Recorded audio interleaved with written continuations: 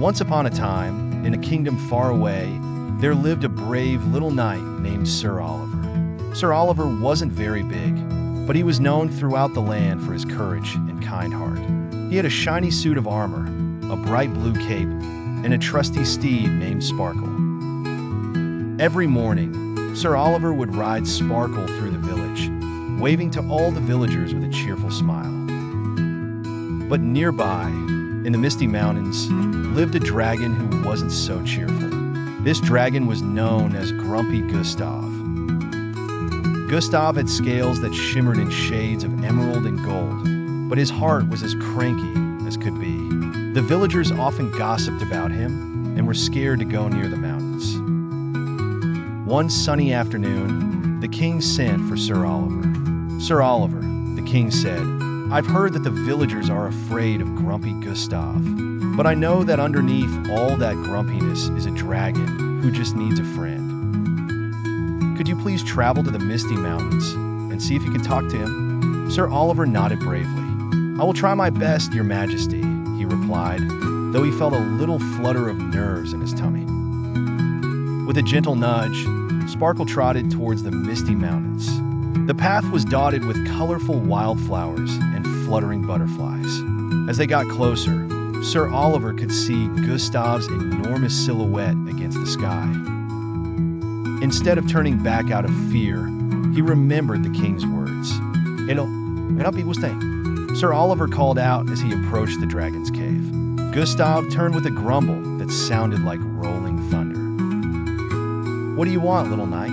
Gustave growled, his eyes narrowed suspiciously. Sir Oliver took a small step forward. "I've come to meet you," he said. "Everyone in the village is a bit scared of you, but I think maybe they don't understand you." Gustave snorted, a small puff of smoke escaping his nostrils.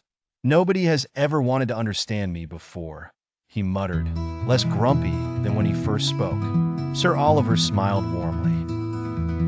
"Well, I think everyone deserves a friend. Isn't there anything that makes you happy, Gustave?" The dragon pondered for a moment. "I love the sound of music," he admitted shyly, "but nobody plays music for me." Sir Oliver had an idea. "I know just the thing," he exclaimed. He took out his little flute, a gift from the king himself, and began to play a cheerful tune. The melody danced through the mountains, light and sweet. To Sir Oliver's delight, Gustave's scales glimmered brighter, and a gentle smile began to spread across his face. "That's lovely," Gustave sighed softly. The grumpiness in his voice was almost gone. For the first time, the big dragon felt warmth in his heart that he hadn't felt in a very long time. "Would you come and play for me again, Sir Oliver?" he asked. "Of course," Sir Oliver replied with a friendly bow.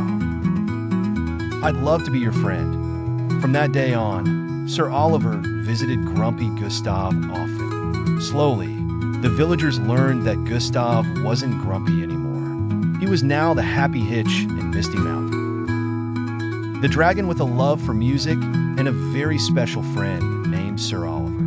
And so, the brave little knight and the once grumpy dragon became the best of friends, teaching everyone in the kingdom that sometimes all it takes to turn a frown upside down is understanding and a little bit of music.